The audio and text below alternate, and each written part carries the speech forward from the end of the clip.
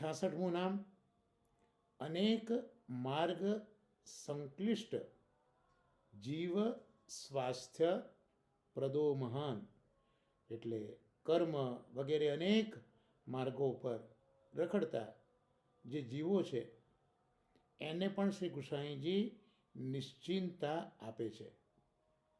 શાસ્ત્રોમાં કર્મ માર્ગ, જ્ઞાન માર્ગ, ઉપાસના માર્ગ આવા અનેક ધર્માર્ગો બતાવેલા છે અને આ માર્ગો ઉપર અનેક જીવો ભટકતા રહેતા હોય છે અને જીવનકાળ ભટકતા ભટકતા વ્યર્થ ગુમાવતા હોય છે.